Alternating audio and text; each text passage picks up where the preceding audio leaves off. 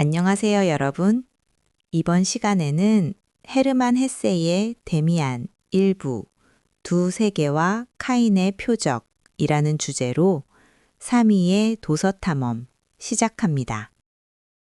내 속에서 솟아나오려는 것. 바로 그것을 나는 살아보려고 했다.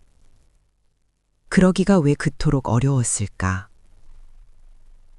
헤르만 헤세의 영원한 고전, 데미안은 이 짧고도 강렬한 그리고 몹시 고통스러운 독백으로 그 거대한 막을 올립니다. 작가 헤세는 이 작품의 서두에서 인간이라는 존재의 위대함에 대해 이렇게 선언합니다. 한 사람 한 사람의 삶은 자기 자신에게로 이르는 길이다. 일찍이 그 어떤 사람도 완전히 자기 자신이 되어본 적은 없지만 누구나 그 나름대로 자신에게 도달하기 위해 힘껏 노력한다. 누구든 시원의 점액과 알껍데기를 임종까지 지니고 간다. 그러나 모든 사람은 인간이 되기를 기원하며 자연이 던진 단 한 번의 소중한 돌이다. 오늘 우리는 주인공 에밀 싱클레어가 진정한 자아를 찾아가는 치열한 여정. 그 첫 번째 단계로 아주 깊숙이 들어가 보려 합니다. 안전하고 완벽했던 유년의 껍데기가 무참히 깨어지고 세계가 두 개로 쪼개지는 그 서늘하고도 고통스러운 최초의 각성 속으로 말입니다. 싱클레어가 10살이던 시절, 작은 도시의 라틴어 학교에 다니던 소년의 삶은 완벽하게 두 세계로 나뉘어 있었습니다. 한 세계는 아버지의 집이었습니다. 그 세계는 협소해서 사실 그 안에는 부모님밖에 없었습니다. 그 세계의 이름은 어머니와 아버지였고 사랑과 엄격함, 모범과 학교였습니다. 그곳에 속하는 것은 온화한 광채, 맑음과 깨끗함이었습니다.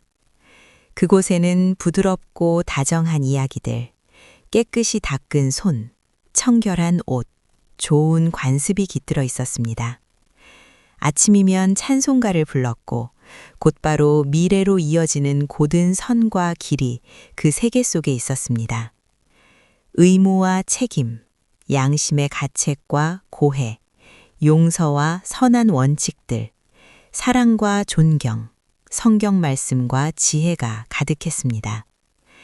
인생이 아름답고 정돈되어 있으려면 오직 그 세계를 향해 있어야만 했습니다.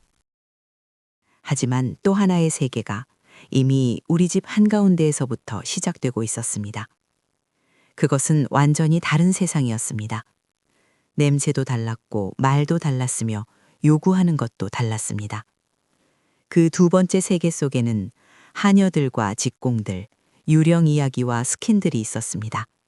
무시무시하고 유혹하는 무섭고 수수께끼 같은 물건들, 도살장과 감옥, 술 취한 사람들과 악쓰는 여자들, 새끼 낳는 암소들과 쓰러진 말들, 강도의 침입이나 자살 같은 거칠고도 잔인한 일들이 사방에 바로 옆 골목에 널려 있었습니다.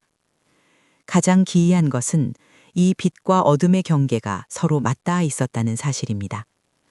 우리 집 하녀 리나는 저녁 기도 때면 거실 출입문 옆에 앉아 씻은 두 손을 앞치마 위에 올려놓고 밝은 목소리로 찬송가를 불렀습니다. 그때 그녀는 맑은 세계에 속했습니다. 그러나 그 직후 부엌이나 장작을 쌓아둔 광에서 머리 없는 난쟁이 이야기를 들려주거나 푸주한에서 이웃 아낙네들과 싸움을 벌일 때 그녀는 완전히 다른 세계에 속해 있었습니다. 싱클레어 자신도 마찬가지였습니다. 그는 부모님의 자식으로서 당연히 밝고 올바른 세계에 속해 있었지만 눈과 귀를 향하는 곳 어디에나 금지된 다른 것들이 있었습니다. 심지어 한동안 그가 가장 살고 싶어한 곳은 바로 그 금지된 세계였습니다. 서나메로의 귀환이 구원임을 알면서도 탕아와 악당들의 이야기에 훨씬 더 마음을 빼앗겼습니다. 이러한 싱클레어의 은밀한 고백은 우리 모두가 유년기에 겪는 억눌린 호기심을 예리하게 짚어냅니다.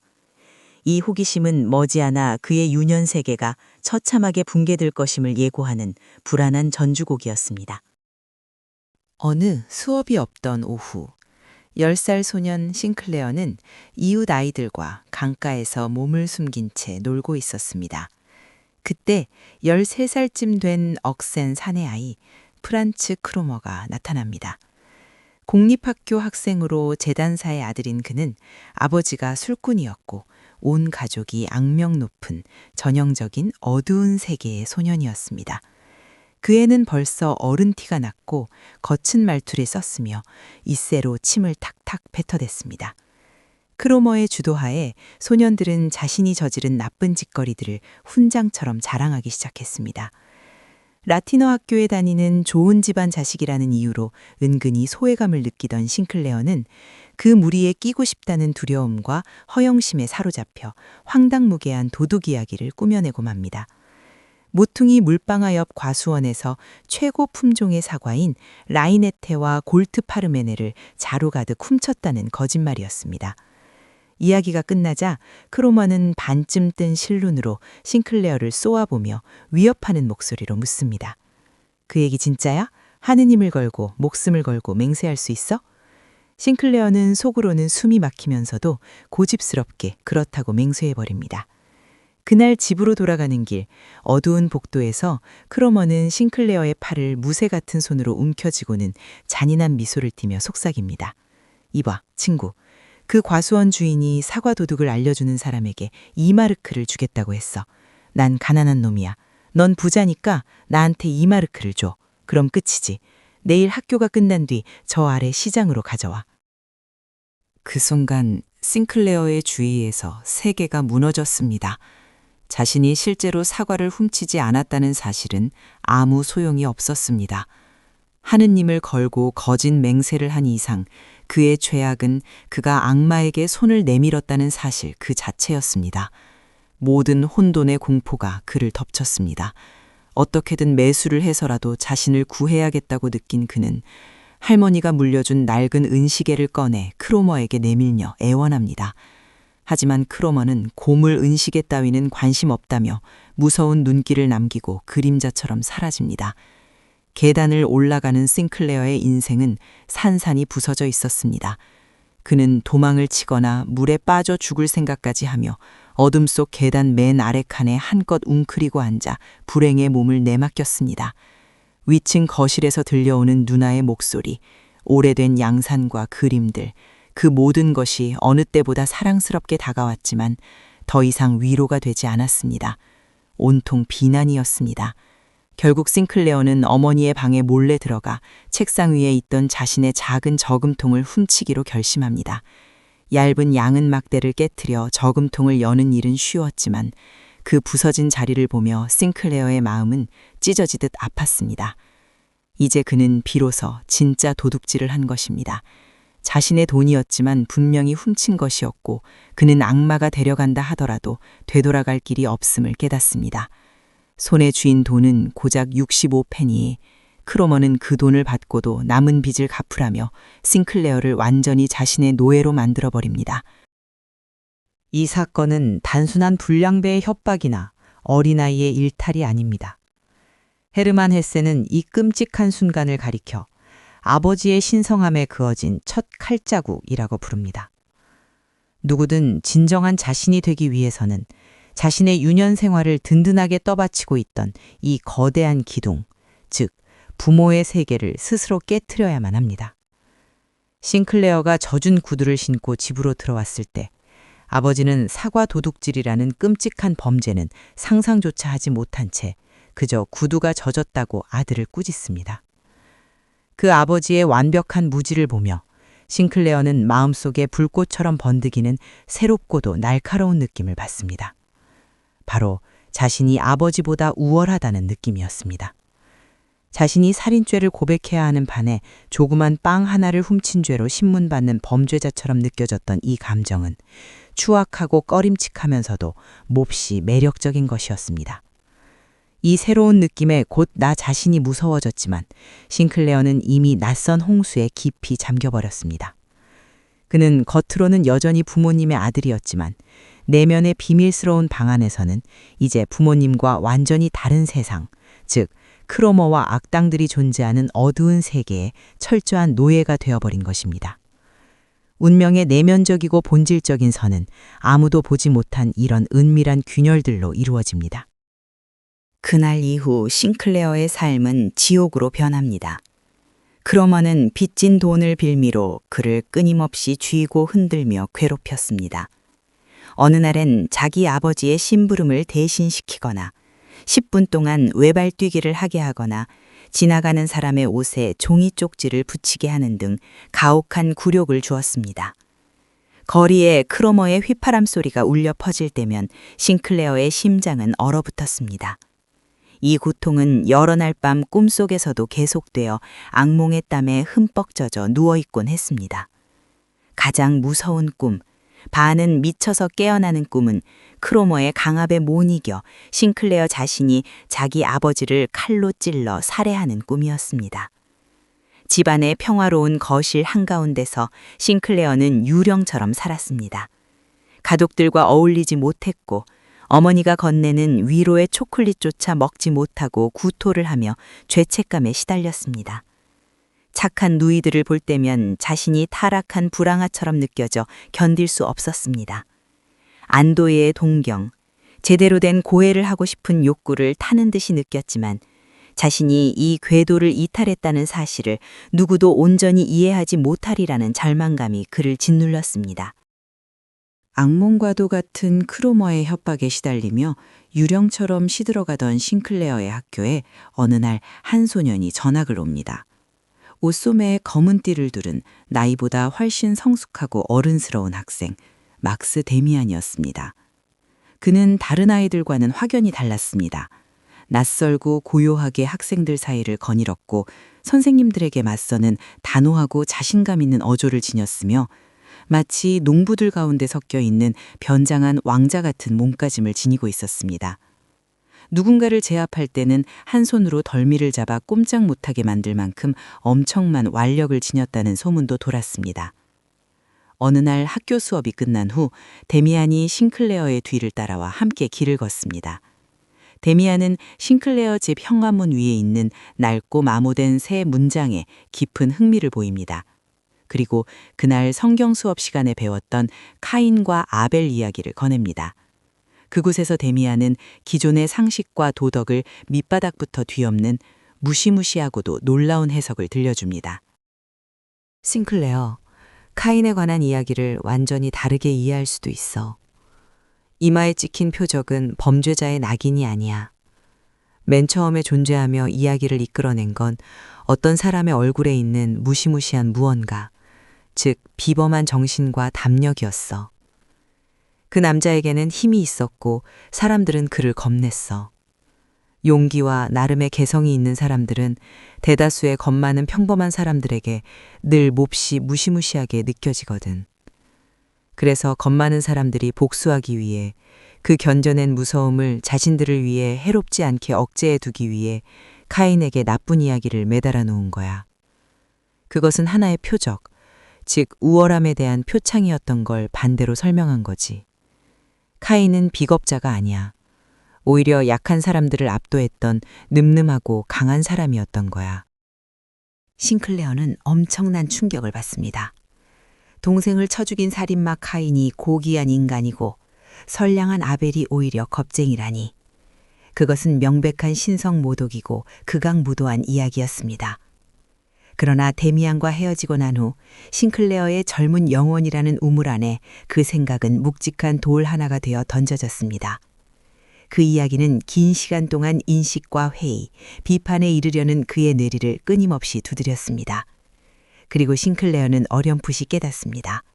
어쩌면 막스 데미안 그 자신이 바로 카인의 표적을 가진 무시무시할 정도로 비범한 존재가 아닐까 하고 말입니다.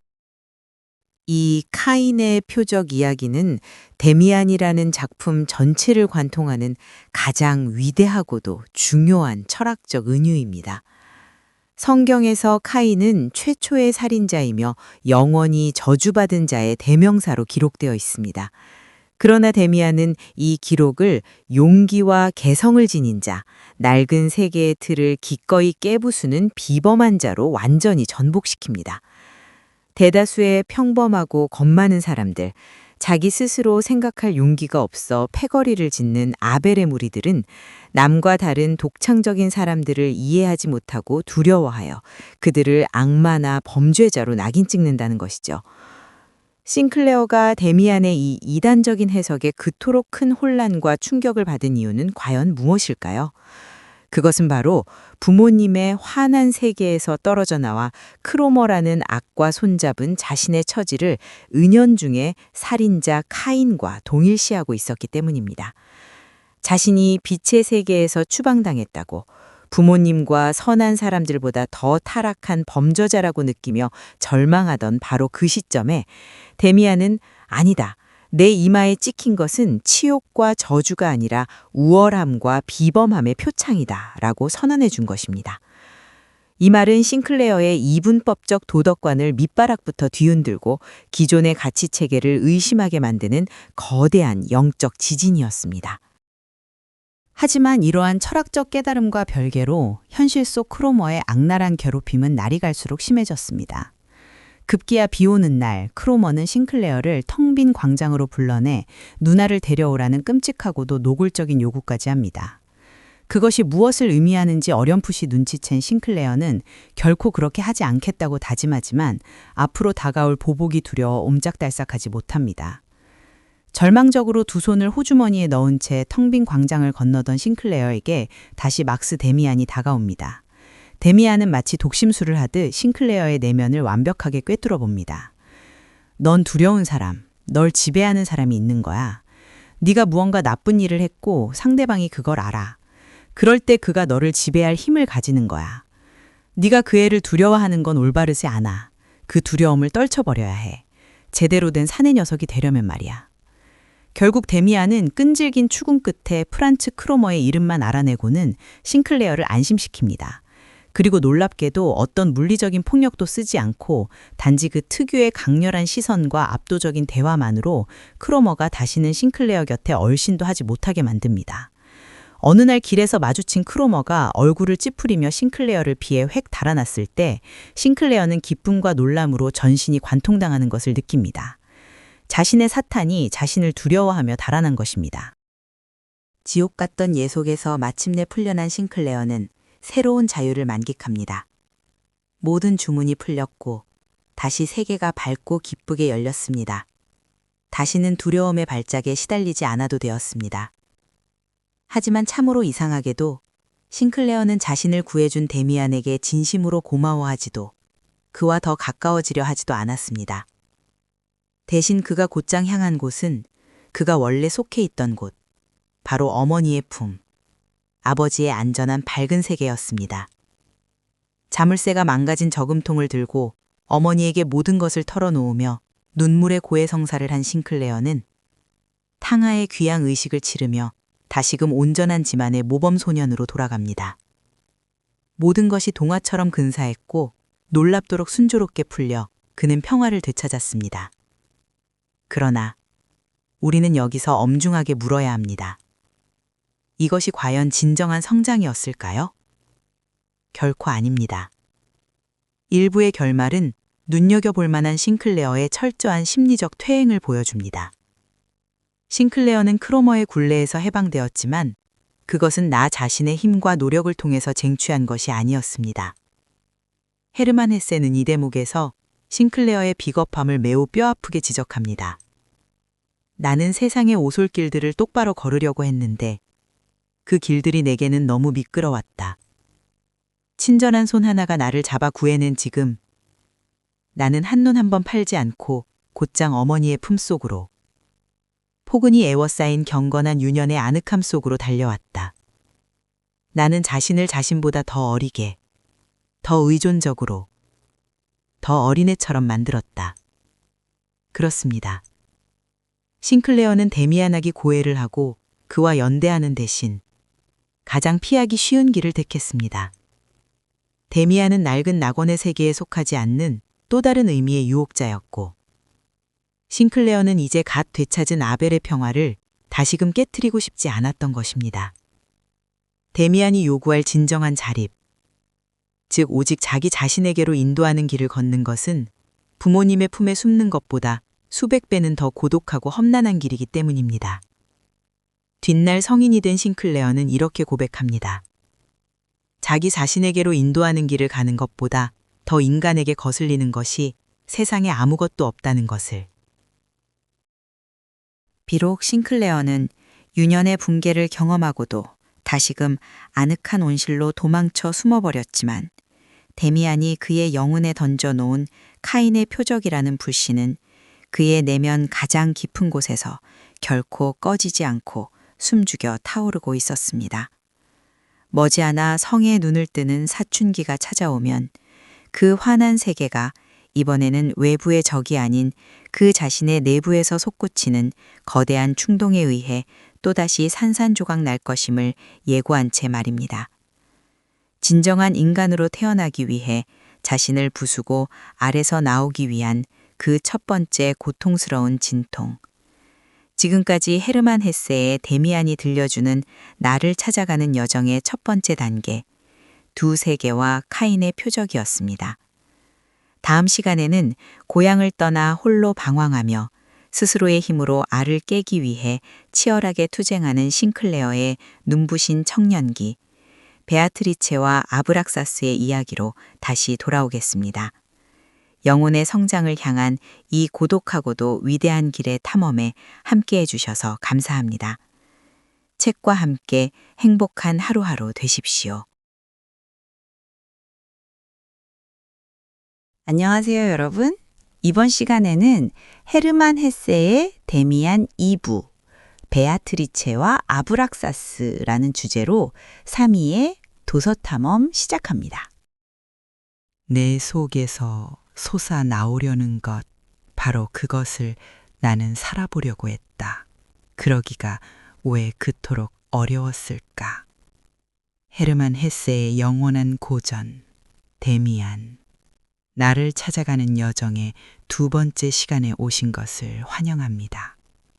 지난 시간 우리는 유년기의 싱클레어가 프란츠 크로머라는 어둠에 굴복하고 막스 데미안을 통해 선과 악이 공존하는 두 세계의 균열을 처음으로 뼈저리게 겪어내는 과정을 지켜보았습니다.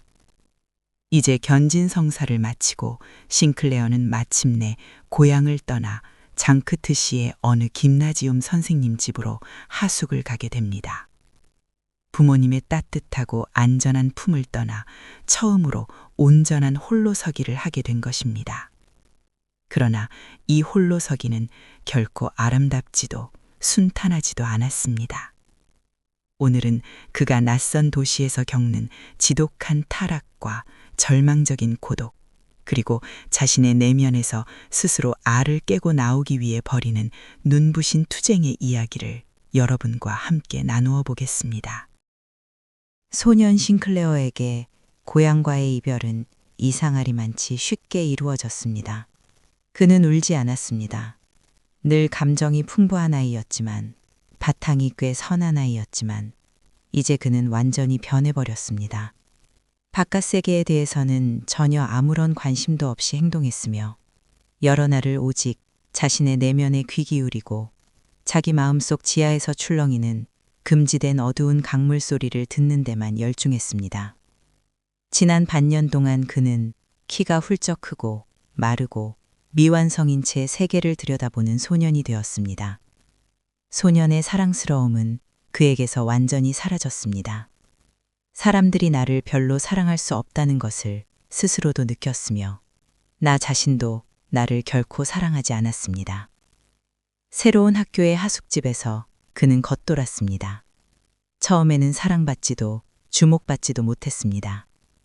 사람들은 처음에는 그를 놀리다가 점차 물러났고 그에게서 음침하고 패기 없는 불쾌한 괴짜의 모습을 보았습니다. 싱클레어는 그런 역할을 하는 자신이 마음에 들어 그 역할을 더 과장했으며 고독 속에 깊이 칩거했습니다. 남몰래 자주 비애와 절망이라는 발작에 짓눌리면서도 바깥에서 보면 지극히 남자답게 세상을 경멸하는 것처럼 견고한 갑옷을 두르고 있었습니다. 부모님의 그늘 속에서 행복해지려던 그의 마지막 시도는 완전히 실패로 끝났고 그는 묘한 공허와 고립감 속에서 허우적거리고 있었습니다. 어느 축축하고 안개 낀 11월의 어스름 무렵이었습니다. 시립공원의 넓은 가로수길이 완전히 버려진 채 그를 부르는 듯했습니다. 딜에는 낙엽이 두껍게 쌓여 있었고 싱클레어는 어두운 쾌락을 느끼며 낙엽들을 발로 헤집었습니다. 축축하고 쌉쌀한 사멸의 향기를 탐닉하려 들이마시던 그때 하숙집에서 제일 나이가 많은 학생 알폰스 베크가 다가옵니다. 그는 곰처럼 힘이 세고 아저씨처럼 구는 수많은 소문의 주인공이었습니다. 베크는 싱클레어를 조그만 교회의 술집으로 데리고 갑니다. 난생 처음으로 포도주를 마시며 두꺼운 유리잔을 부딪힌 날 싱클레어는 술에 익숙치 않았던 터라 곧 몹시 말이 많아졌습니다. 내 속에서 창문 하나가 활짝 열린 듯 세계가 들어오는 것 같았습니다. 얼마나 끔찍하게 오래 영혼에 관해 아무 말도 하지 못했던가. 그는 상상의 날개를 펴기 시작했고 심지어 카인과 아벨의 이야기까지 화제거리로 내놓았습니다. 베크가 그를 천재적인 녀석이라고 치켜세워주자 그 말은 감미로운 독주처럼 영혼 속으로 번졌고 가슴이 부풀어 올랐습니다. 세계가 새로운 색깔로 불탔습니다. 베크가 들려주는 여자와 사랑에 대한 세속적이고 타락한 이야기들은 싱클레어를 완전히 매료시켰습니다. 그것은 자신이 한 번도 겪어보지 못한 밋밋한 현실이자 파격적인 삶의 모험이었습니다. 그러나 그날 밤 잔뜩 취해서 비틀거리며 집으로 돌아와 죽은 듯이 잠들었다가 끔찍한 숙취 속에서 깨어났을 때 싱클레어는 자신의 방탕함에 지독한 구역질을 느꼈습니다. 낮에 입었던 셔츠를 아직도 입고 있고 바닥에는 옷 가지며 신발이 널려 있으며 담배와 토사물 냄새라 진동하는 방 안. 심한 두통과 메스꺼움, 심한 갈증 사이로 한 가지 환상이 떠올랐습니다.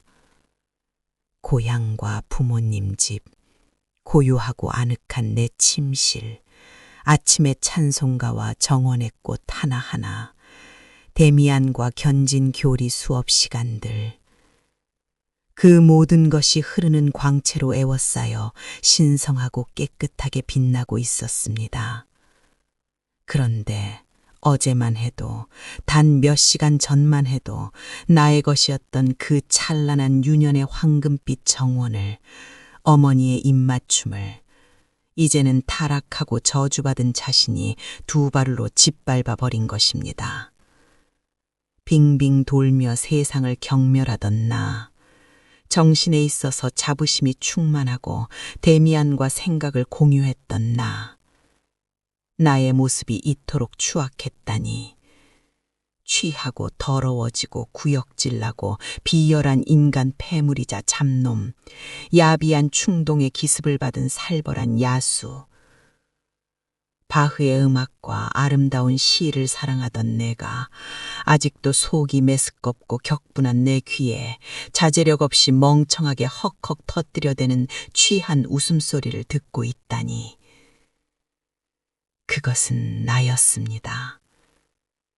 그 비참한 존재는 바로 나였습니다. 하지만 이 끔찍한 자기 고발과 혐오 속에서도 싱클레어는 묘한 쾌감을 느꼈습니다.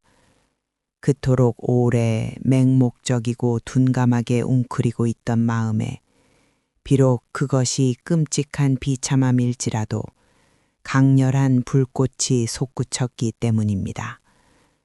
그날 이후 싱클레어는 착실히 내리막길을 걷습니다.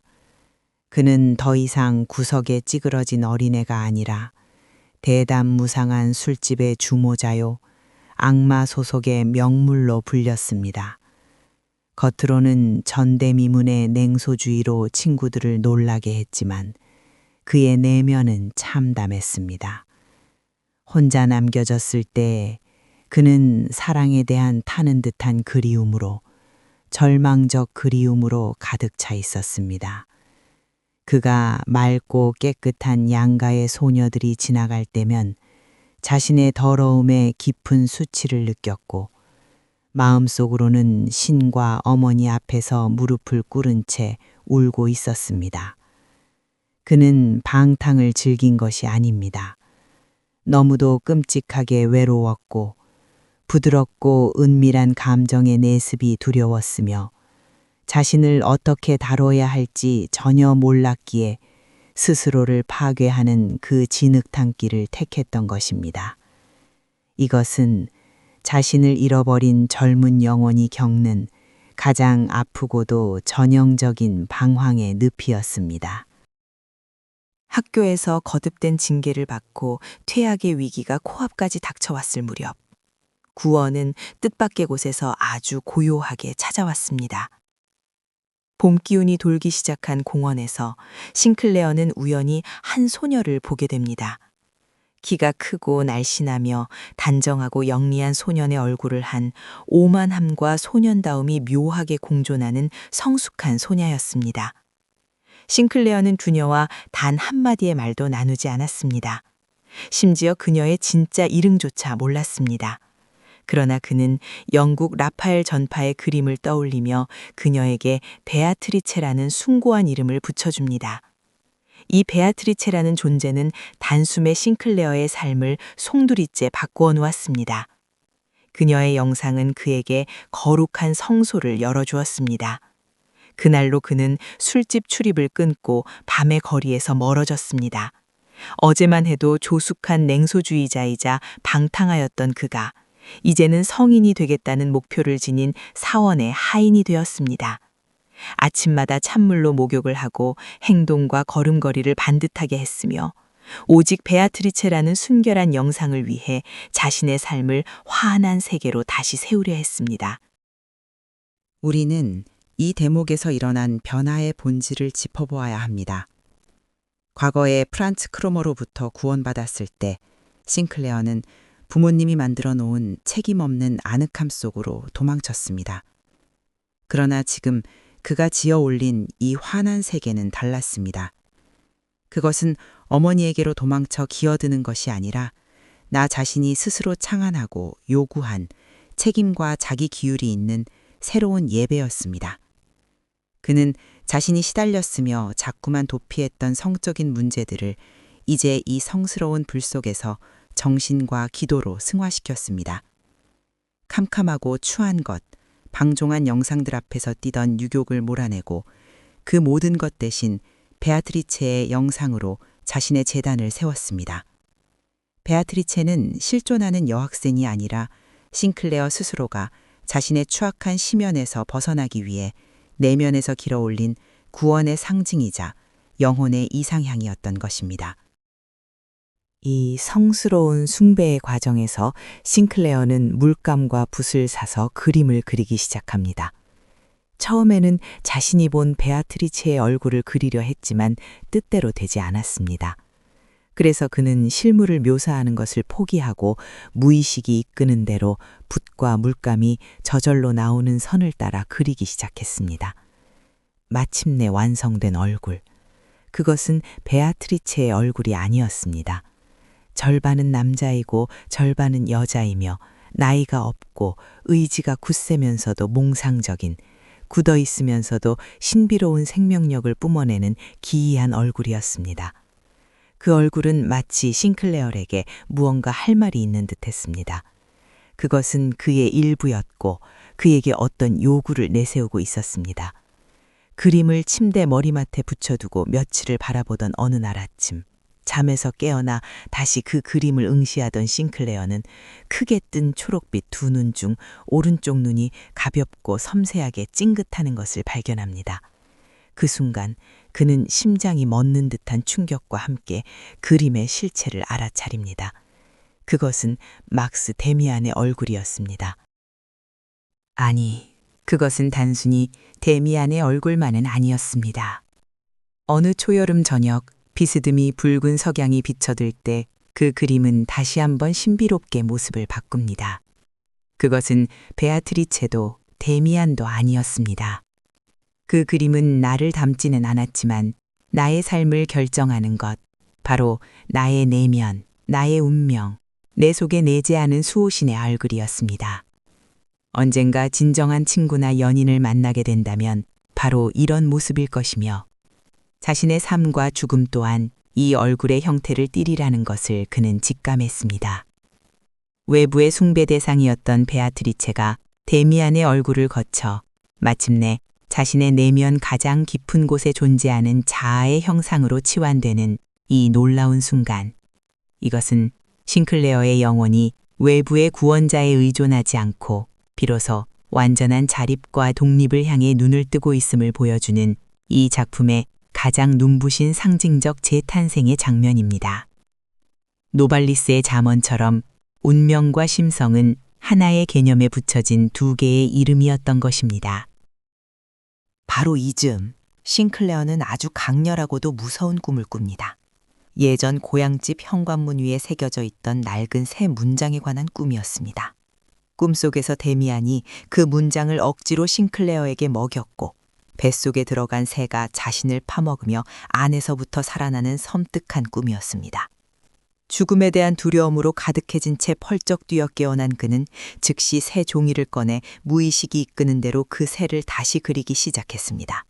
그것은 날카롭고 대담한 매의 머리를 가진 노란색 맹금이었습니다. 그 새의 몸 절반은 어두운 지구 땅덩어리 속에 박혀 있었는데 거대한 알 같은 그 땅덩어리에서부터 나오려고 푸른 하늘을 향해 필사적으로 몸부림치며 날갯짓을 하고 있었습니다. 싱클레어는 자신이 그린 이 강렬한 맹금의 그림을 오려 봉투에 넣고 아무런 설명도 심지어 자신의 이름조차 적지 않은 채 오직 데미안의 옛 주소로 발송합니다. 그리고 며칠 뒤 교실에서 수업을 듣던 중이었습니다. 쉬는 시간에 무심코 펼친 자신의 책갈피에 꽂힌 낯선 쪽지 하나를 발견합니다. 쪽지를 펴보는 순간 싱클레어의 가슴은 운명 앞에서 큰 추위가 닥친 듯 오그라들었습니다. 거기에는 그의 온 영혼을 뒤흔드는 짧은 문장이 적혀 있었습니다. 새는 알에서 나오려고 투쟁한다. 알은 세계이다. 태어나려는 자는 하나의 세계를 깨뜨려야 한다. 새는 신에게로 날아간다. 신의 이름은 아브락사스. 이 짧은 문장, 이것은 데미안이 보낸 답장이자 세계 문학사에서 영원히 잊히지 않을 데미안이라는 작품 전체를 관통하는 가장 위대하고 핵심적인 은유입니다. 새가 태어나기 위해서는 자신을 겹겹이 둘러싸고 있던 안전하고 단단한 알껍데기를 부수어야만 합니다. 이것은 한 인간이 진정한 자기 자신을 찾기 위해 부모님이 만들어준 유년의 평화로운 규범, 도덕, 그리고 선과 악의 이분법이라는 거대한 세계의 알을 고통스럽게 파괴해야만 함을 의미합니다. 안락한 세계에 머물러서는 결코 자신만의 핏빛 날개를 펴고 넓은 하늘로 날아오를 수 없습니다. 태어남이란 곧 기존 세계의 철저한 파괴를 전제로 하는 혹독한 투쟁인 것입니다.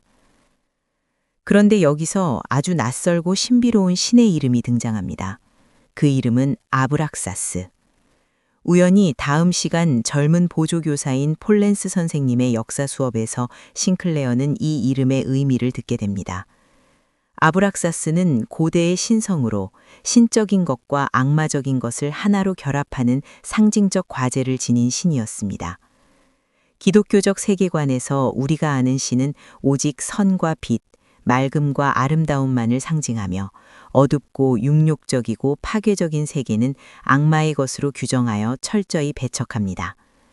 세계의 절반이 통째로 묵살되는 것입니다. 하지만 아브락사스는 다릅니다. 아브락사스는 선과 악, 빛과 어둠, 정신과 육체, 천사상과 사탄, 그 모든 것을 내 한 몸에 포용하는 전체로서의 신입니다. 싱클레어는 이제 뼈저리게 깨닫습니다. 자신이 어릴 적 오직 선한 세계로만 도피하려 했던 것도, 반대로 타락한 술집에서 자신을 파괴하려 했던 것도, 심지어 베아트리체를 성녀처럼 숭배하며 육체적 본능을 거세하려 했던 것도 모두 세계의 절반만을 취하려는 반쪽짜리 설미였다는 것을 말입니다.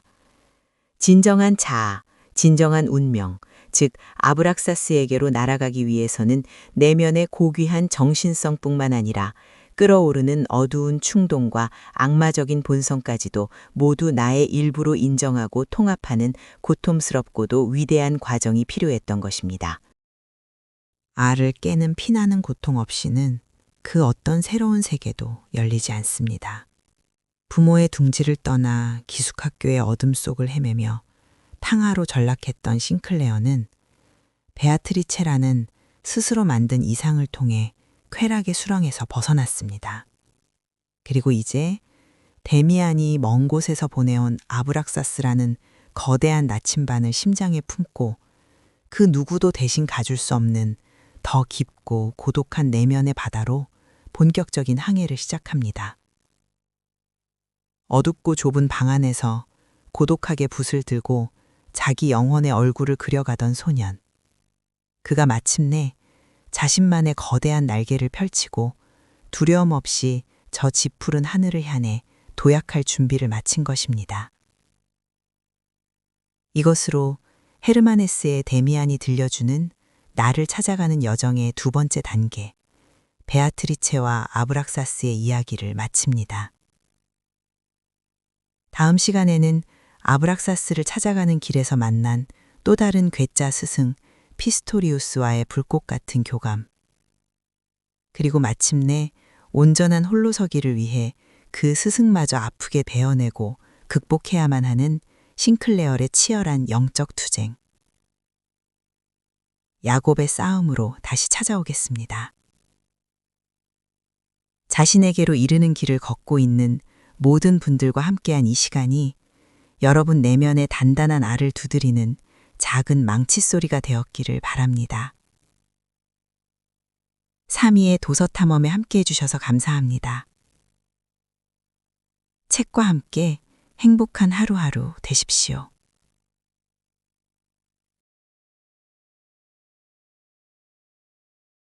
안녕하세요, 여러분.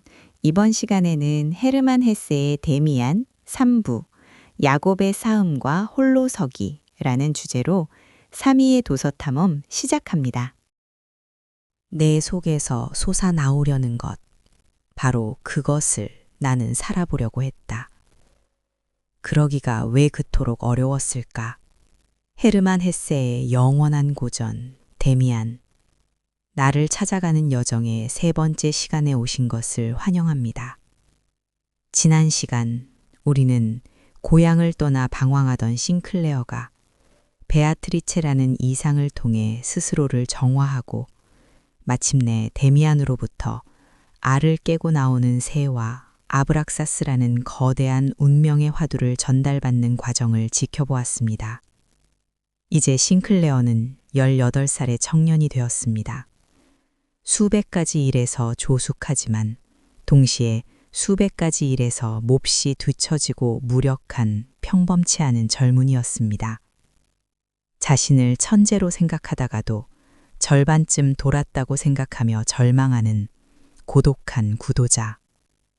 오늘은 그가 낯선 신 아브락사스를 찾아가는 길목에서 새로운 영적 스승을 만나고 마침내 진정한 홀로서기를 위해 그 스승마저 아프게 베어내야만 하는 치열한 영적 투쟁, 야곱의 싸움에 대한 이야기를 여러분과 함께 나누어 보겠습니다.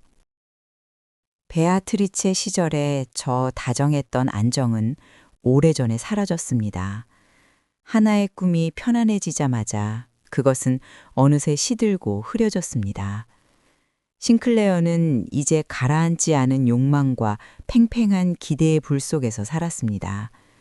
그는 온 겨울을 묘사하기 어려운 내면의 폭풍 속에서 보냈습니다.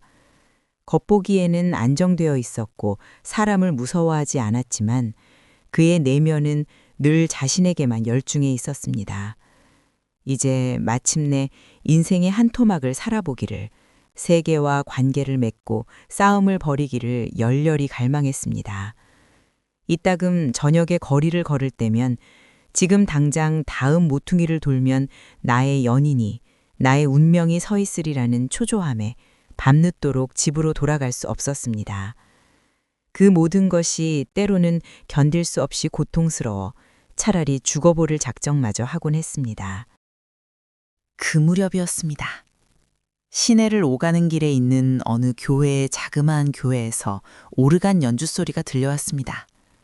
문은 잠겨 있었고 골목에는 사람이 없었기에 싱클레어는 교회 옆 방충석에 앉아 외투 깃을 세우고 귀를 기울였습니다. 연주가 놀라웠습니다. 극도로 개인적인 의지와 끈질김의 표현이어서 마치 기도처럼 들렸습니다. 저기서 연주하는 사람은 이 음악에 보물 하나가 숨겨져 있다는 것을 안다. 그래서 자신의 생명을 얻듯 이 보물을 얻어내려고 가슴 두근거리며 애쓰고 있다고 싱클레어는 느꼈습니다. 그때부터 이따금씩 싱클레어는 저녁 시간에 그 교회 앞에서 서성이거나 웅크리고 앉아 있었습니다. 그 음악가가 연주하는 모든 것에는 신앙심이 담겨 있었습니다. 헌신적이고 경건했습니다.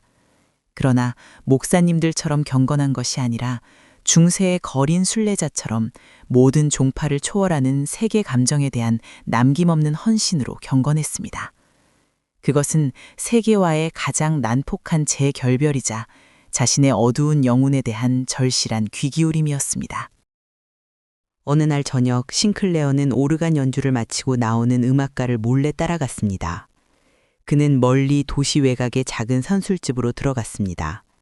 그곳에서 처음으로 그 사람의 모습을 똑똑하게 보았습니다. 까만 펠트 모자를 쓰고 포도주 한 잔을 앞에 둔 채 앉아있는 그는 못생기고 거칠었으며 완고하고 고집스러웠으나 입 주위는 부드럽고 어린아이 같았습니다. 싱클레어는 말없이 그 맞은편에 가앉았습니다. 음악가가 쫓아버리려는 듯 쏘아보았지만 싱클레어는 물러서지 않았습니다. 대체 뭐 때문에 그렇게 빌어먹게 쏘아본단 말요? 나한테 원하는 거라도 있어? 선생님 음악을 즐겨 듣습니다. 저는 도덕적이지 않은 무언가를 찾고 있습니다. 아시죠? 신인 동시에 악마인 신이 틀림없이 있다는 것. 그 이름은 아브락사스입니다. 그 말을 듣자 음악가는 눈을 크게 뜨고 다가와 속삭였습니다. 아브락사스는 우연히 알게 되는 게 아니야. 알아두게. 내 이름은 피스토리우스요. 다음번에는 내가 있는 교회 안으로 들어오시구려. 이 피스토리우스라는 사내는 신학도였으나 국가고시 직전에 대학을 그만둔 괴짜 학자였습니다. 그의 방에는 라틴어와 히브리어로 된 두꺼운 책들이 가득했고 그는 고대의 신화와 밀교에 심취해 있었습니다. 그가 싱클레어에게 가르쳐준 가장 중요한 철학적 실천은 바로 불을 들여다보는 것, 즉 배화였습니다. 그의 낡고 어두운 방에서 두 사람은 캄캄한 방바닥에 배를 깔고 엎드려 벽난로 속에서 타오르는 장작불을 1시간이고 2시간이고 말없이 응시하곤 했습니다. 타오르고 씩씩거리고 가라앉아 휘어지는 불꽃 속에서 싱클레어는 맹금의 머리를 보았고 별을 보았고 잊힌 기억들을 보았습니다. 피스토리오스는 불 앞에 싱클레어에게 이렇게 말했습니다. 우리는 우리의 개성의 경계를 늘 너무나도 좁게 그어. 우리는 늘 우리가 개인적이라고 구분해 놓은 것만 개성이라고 생각하지. 그러나 우리는 세계의 총체로 이루어져 있어. 우리 몸이 진화의 계보를 물고기에 이르고 훨씬 더 멀리까지 자신 안에 지니고 있는 것과 똑같이 우리 영혼도 일찍이 인간 영혼들 속에 살았던 모든 것을 지니고 있지. 그리스인들이나 아프리카 종족에게 일찍이 존재했던 모든 신과 악마가 바로 우리 속에 있어. 가능성으로, 소망으로, 탈출구로 말이야. 만약 인류가 멸종하고 아주 어린아이 하나만 남는다면 이 아이는 사물들의 전체 과정을 다시 찾아낼 거야. 그 애가 신이 되어 수호신, 낙원, 계율과 금기 모든 것이 다시 만들어질 수 있을 거야. 세계를 그냥 자기 속에 지니고 있느냐 아니면 그것을 알기도 하느냐 하는 게 큰 차이지. 그의 말은 싱클레어의 내면을 거세게 쳤습니다. 우리가 보는 사물들은 모두 우리 마음속에 있는 것과 똑같은 사물들이며 우리가 우리 마음속에 가지고 있지 않은 현실이란 존재하지 않는다는 것. 대부분의 사람들이 그토록 비현실적으로 사는 이유는 바깥에 있는 물상들만 현실로 생각해서 마음속에 있는 그들 자신의 진짜 세계가 전혀 발현되지 못하게 억누르기 때문이라는 놀라운 통찰이었습니다. 이 즈음 싱클레어는 날아오르는 꿈을 자주 꾸었습니다. 의지와 상관없이 고공을 날아오르는 두려운 꿈이었는데 놀랍게도 호흡을 조절하여 그 비행을 스스로 통제하는 법을 꿈속에서 터득했습니다. 피스토리우스는 그것이 진화의 초기 단계, 즉 물고기의 불해가 허파로 진화하던 그 태고적 기억이 싱클레어의 영혼 속에서 새로운 정신적 조절기로 발현된 것이라고 설명해 주었습니다. 싱클레어는 비로소 내면의 힘을 신뢰하고 그것을 다루는 법을 배워가고 있었습니다. 이 시기 싱클레어에게는 아주 기이한 일화가 하나 생깁니다. 같은 학교에 다니는 크나우어라는 작고 허약한 소년이 싱클레어의 주변을 맴돌기 시작한 것입니다. 크나우어는 싱클레어에게서 무언가 영적인 힘을 감지하고 그에게 심령술이나 백주술을 아느냐고 물어왔습니다. 크나우어의 진짜 고민은 바로 성적인 억압, 즉 금욕이었습니다. 그는 더 높은 정신적 길을 가기 위해 2년 동안이나 자신을 억누르며 순결을 지켜왔지만 밤마다 찾아오는 추악하고 무서운 성적인 꿈들 때문에 미쳐버릴 지경이었습니다. 그는 찬물을 뒤집어쓰고 눈 속에 누워보아도 소용이 없다며 싱클레어에게 제발 자신을 구원해달라고 매달렸습니다. 그러나 싱클레어는 그에게 아무런 해답도 줄 수 없었습니다. 다른 사람을 구원하는 법 따위는 알지 못했고 그 스스로도 아브락사스를 찾기 위해 어둠 속을 헤매는 젊은이에 불과했기 때문입니다. 싱클레어가 차갑게 돌아서자 크나우어는 절망과 증오를 차 소리쳤습니다. 아, 너야말로 멋진 성인이시지. 너는 현인처럼 굴면서 남몰래 우리와 똑같이 더러운 것에 매달리는 거지. 넌 돼지야, 돼지. 나와 마찬가지로 우리 모두는 돼지야. 그 후 며칠 뒤 싱클레어는 자신의 방에서 완성된 새로운 그림을 바라보고 있었습니다. 데미안과 비슷하고 자신과 비슷하며 절반은 남자이고 절반은 여자인 그 거대하고 신비로운 인물. 싱클레어는 그 인물을 어머니라고 연인이라고 창녀라고 아브락사스라고 불렀습니다. 그 그림은 점점 싱클레어의 내면으로 밀고 들어왔고 밤이 되자 그는 무서운 꿈을 꾸었습니다. 꿈속에서 그는 자신이 그림을 삼켜버렸거나 불태워버렸다고 느꼈습니다. 깊은 잠에서 화들짝 깨어난 그는 몸이 푸들푸들 떨리는 거대한 불안에 휩싸였습니다. 몽유병자처럼 자리에서 일어나 모자를 쓰고 어두운 한밤중의 거리를 미친 듯이 내달리기 시작했습니다. 무엇을 찾는지도 모른 채 알 수 없는 힘에 이끌려 텅 빈 광장과 어두운 골목을 지났습니다.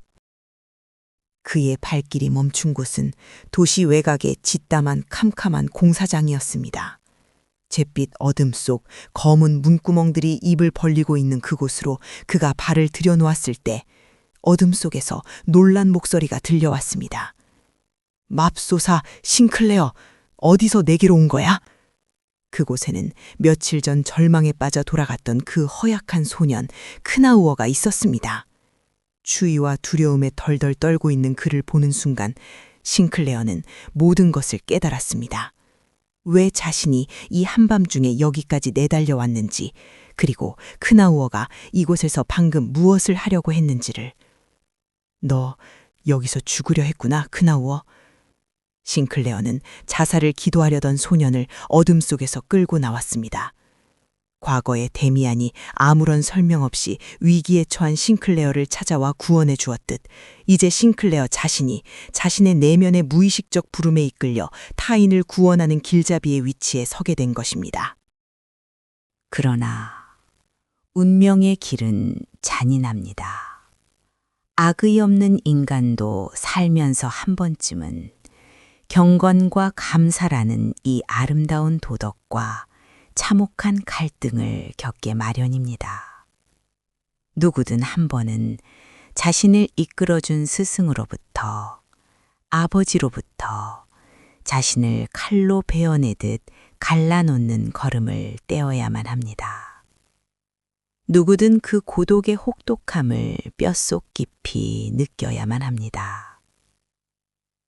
시간이 가면서 싱클레어의 마음속에는 자신의 절대적 지도자였던 피스토리우스에 대한 모종의 거부감이 서서히 자라나고 있었습니다. 피스토리우스는 싱클레어에게 신이 말하는 통로였고 두려움을 없애준 은인이었습니다.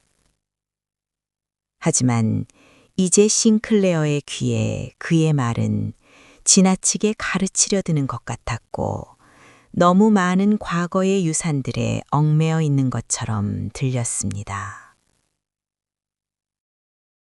어느 일요일, 피스토리우스의 낡은 서재에서였습니다.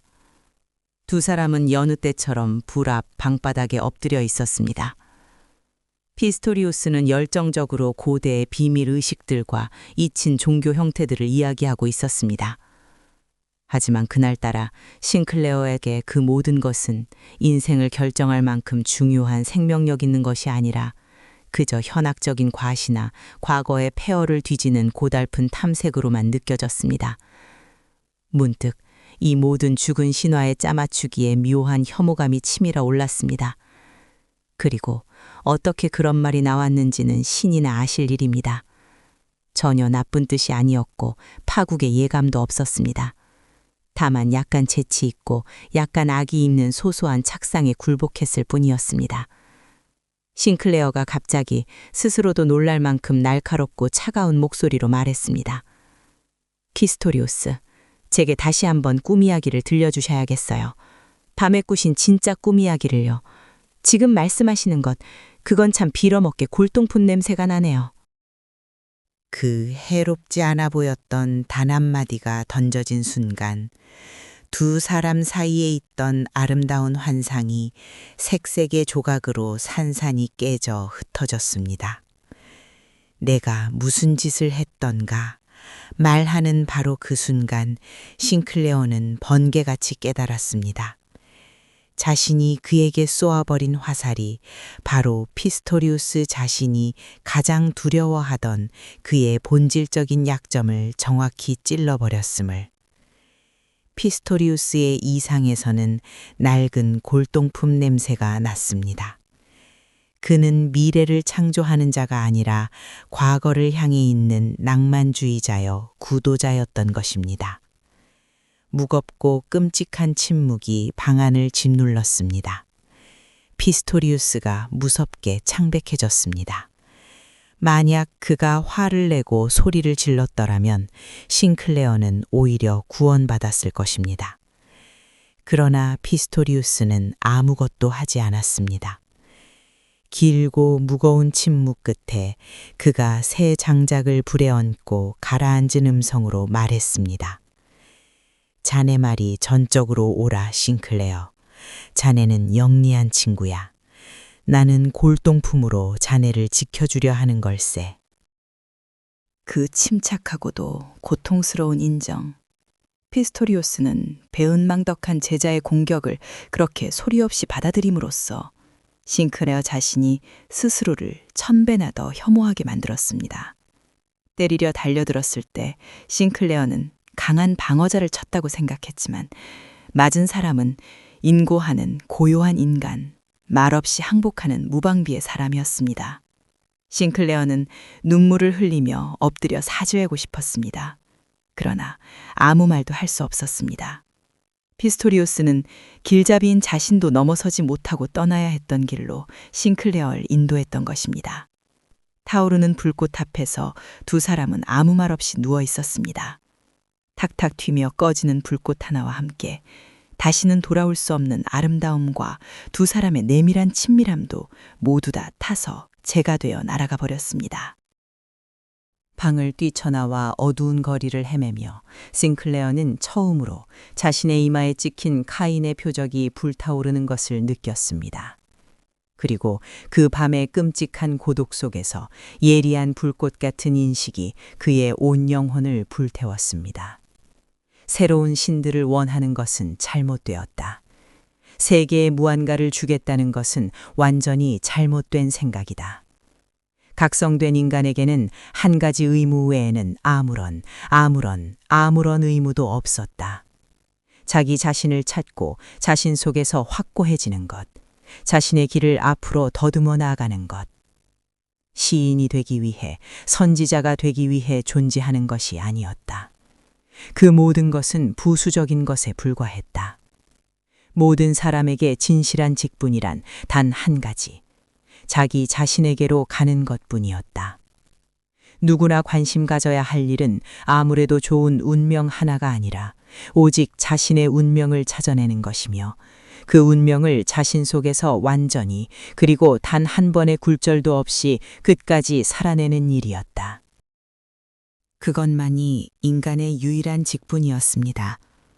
오직 그것만이. 피스토리우스의 한계는 너무도 편안하게 이미 존재하는 것 속에 머물려 했다는 점입니다. 새로운 것은 새 땅에서 솟아야지 도서관의 낡은 책 속에서 길어내져서는 안 되는 것이었습니다. 이제 싱클레어는 예감합니다.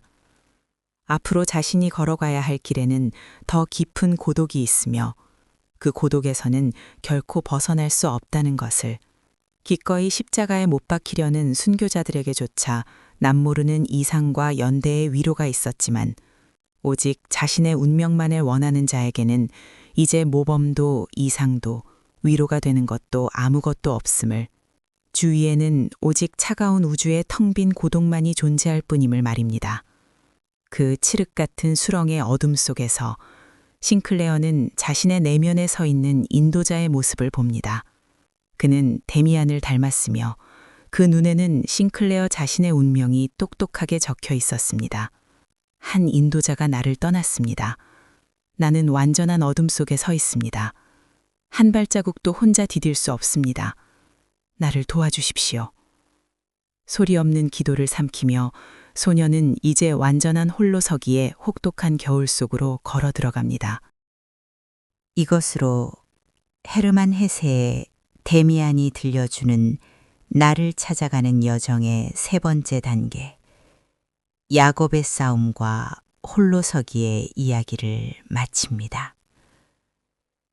다음 시간에는 이 지난한 방황의 끝에서 마침내 만나게 되는 운명의 여인 에바 부인, 그리고 세계의 거대한 파멸 속에서 자신의 완전한 자아와 통합을 이루어내는 가슴 벅찬 마지막 장, 종말의 시작으로 다시 찾아오겠습니다. 자신의 이마에 찍힌 보이지 않는 표적의 무게를 견디며 걷고 있는 모든 분들과 함께한 이 시간이 여러분의 고독을 덮여주는 작은 불꽃이 되었기를 바랍니다. 3위의 도서 탐험에 함께해 주셔서 감사합니다. 책과 함께 행복한 하루하루 되십시오. 안녕하세요, 여러분. 이번 시간에는 헤르만 헤세의 데미안 마지막 편인 4부 에바 부인과 종말의 시작이라는 주제로 3위의 도서 탐험 시작합니다. 내 속에서 솟아나오려는 것, 바로 그것을 나는 살아보려고 했다. 그러기가 왜 그토록 어려웠을까? 헤르만 헤세의 영원한 고전, 데미안. 나를 찾아가는 여정의 마지막, 네 번째 시간에 오신 것을 환영합니다. 지난 시간 스승 피스토리우스를 아프게 넘어서며 홀로서기에 혹독한 겨울로 걸어 들어간 에밀 싱클레어. 방학을 맞아 우연히 과거 데미안이 살던 집을 찾아간 그는 한 장의 사진을 보게 됩니다. 그것은 바로 데미안의 어머니의 사진이었습니다. 그 사진을 본 순간 싱클레어의 심장은 멎을 듯했습니다. 그 모습은 그가 무의식 속에서 그토록 열렬히 그려냈던 절반은 남자이고 절반은 여자이며 수호자이자 어머니, 운명이자 연인이었던 바로 그 꿈속의 영상과 완전히 일치했기 때문입니다. 그녀가 지상에 존재한다는 사실을 알게 된 싱클레어는 미친 듯이 여러 도시를 헤매며 그녀를 찾아다닙니다. 가을이 되어 대학에 입학한 싱클레어는 대학생들의 획일화되고 공장 같은 삶에 깊은 실망을 느낍니다. 그러던 어느 날 저녁 술집에서 들려오는 대학생들의 요란한 노랫소리를 듣고 있던 싱클레어의 귓가에 낯익은 목소리가 들려옵니다. 한 일본인과 나란히 걷고 있던 막스 데미안이었습니다. 어느 흑인 부락에 있는 청년 집회소나 여기나 똑같지 않아요? 패거리를 뒤쫓지 않는 사람은 어디서나 드물어요. 바람 부는 어두운 골목에서 그들을 뒤따라간 싱클레어는 마침내 데미안과 극적으로 재회합니다. 데미안은 싱클레어의 이마에 새겨진 카인의 표적이 예전보다 훨씬 더 분명해졌음을 한눈에 알아봅니다.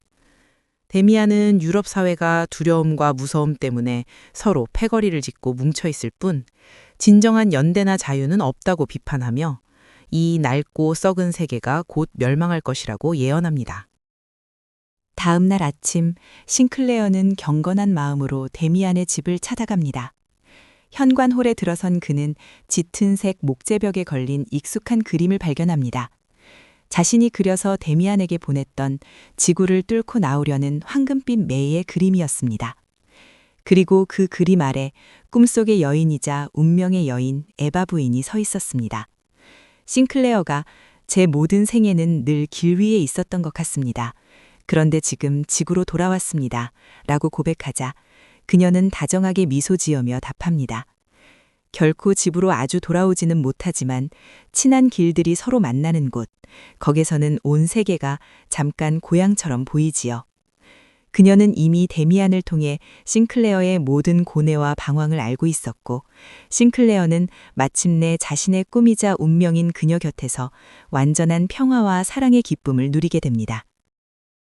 데미안과 에바 부인의 곁에는 이마에 표적을 지닌 채 자신만의 좁고 고독한 길을 걷는 다양한 구도자들이 모여 있었습니다. 이들은 패거리를 지어 도피하는 사람들과는 달리 세계가 멸망하고 새로운 세계가 탄생할 때 운명이 부르는 곳에 설 준비를 하는 깨어있는 자들이었습니다. 한편 에바 부인을 향한 싱클레어의 사랑은 날이 갈수록 깊어졌습니다. 싱클레어에게 에바 부인은 별을 사랑하여 몸을 던졌지만 추락하고만 청년과 사랑으로 온 세계를 자신의 내면으로 끌어당긴 연인의 동화를 들려줍니다. 사랑은 간청해서는 안 돼요. 강요해서도 안 됩니다. 사랑은 그 자체 안에서 확신에 이르는 힘을 가져야 해요. 그러면 사랑은 더 이상 끌리지 않고 스스로 끕니다. 싱클레어는 에바 부인이 단순한 외부의 여인이 아니라 자신을 내면 깊은 곳으로 인도하는 상징임을 깨달아갑니다. 그러던 어느 이른 봄날, 싱클레어는 데미안의 방에서 무시무시한 광경을 목격합니다. 데미안이 두 눈을 뜬 채 굳어버린 듯 웅크리고 앉아 마치 사원 현관에 있는 태고적 동물의 가면처럼 무아지경에 빠져 있었던 것입니다. 두려움에 방을 나선 싱클레어는 산으로 향했고 폭풍우가 몰아치는 잿빛 하늘의 구름 속에서 노란빛과 푸른빛이 섞인 거대한 매의 형상이 날아오르는 것을 목격합니다. 집으로 돌아온 싱클레어에게 데미안은 어젯밤 온 나라가 불타는 꿈을 꾸었다고 말하며 임박한 세계의 멸망과 거대한 전쟁을 예언합니다. 세계가 새로워지려 해 죽음의 냄새가 나. 그 어떤 새로운 것도 죽음 없이 오지 않아. 여름학기가 끝나갈 무렵 싱클레어는 에바 부인과 헤어져야 한다는 사실에 고통스러워하며 그녀를 향한 간절한 사랑과 영혼의 힘을 한데 모아 그녀를 곁으로 부르려 시도합니다.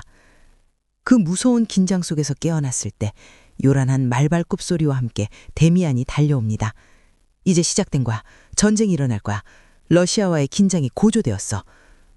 에바 부인은 싱클레어의 무의식적인 부름을 들었지만 전쟁이라는 거대한 운명의 소식을 전하기 위해 데미안을 보낸 것입니다. 에바 부인과 작별의 입맞춤을 나눈 싱클레어는 데미안과 함께 1차 세계대전의 참혹한 전장으로 향합니다.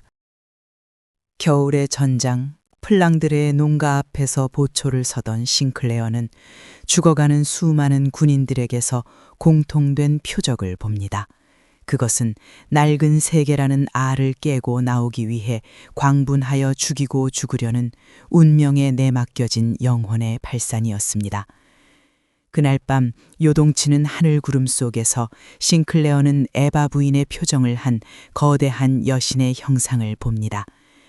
그녀의 이마에서 수천 개의 별이 튀어나와 검은 하늘로 떨어졌고 그중 하나의 별이 요란한 굉음을 내며 싱클레어를 향해 내리꽂힙니다. 세계가 그의 머리 위에서 무너져 내렸고 그는 깊은 상처를 입은 채 흙더미에 묻힙니다. 의식을 잃고 어느 캄캄한 야전병원의 매트리스에 눕혀진 싱클레어.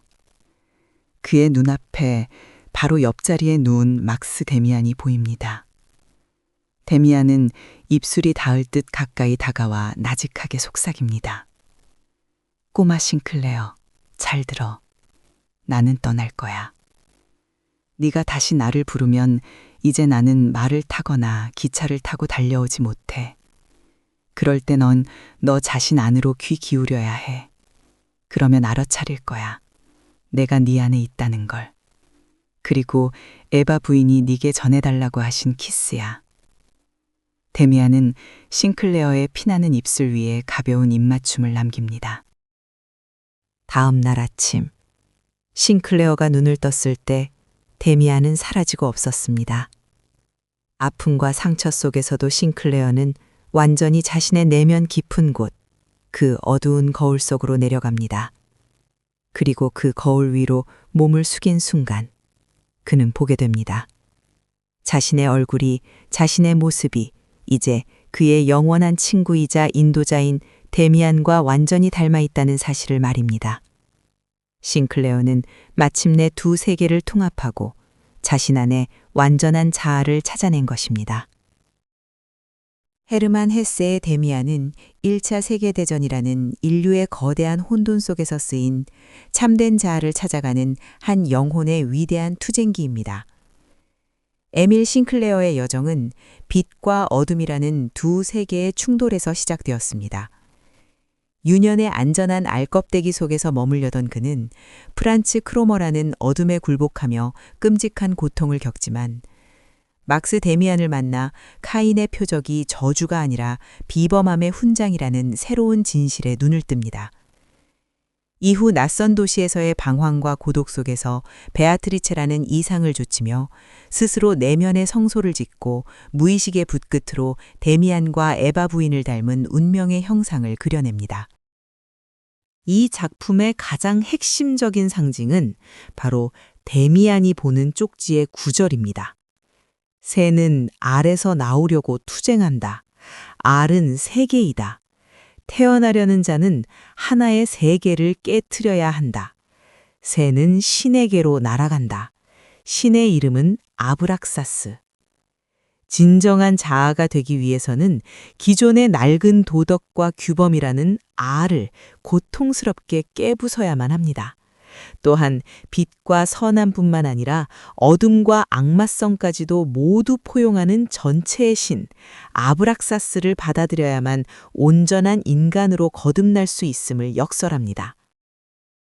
스승 피스토리우스를 아프게 넘어서고 운명의 여인 에바 부인과 정신적으로 결합하며 마침내 참혹한 전쟁이라는 거대한 세계의 알깨기를 겪어낸 싱클레어.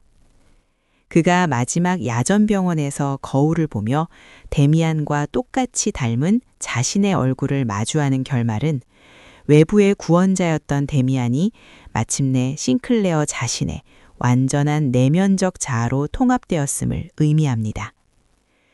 모든 사람의 삶은 자기 자신에게로 이르는 길이다 라는 헤세의 묵직한 선언처럼 이 작품은 우리 모두에게 각자의 이마에 새겨진 핏빛 표적을 두려워하지 말고 고독하지만 위대한 자신만의 길을 걸어가라는 뜨거운 용기를 전해줍니다.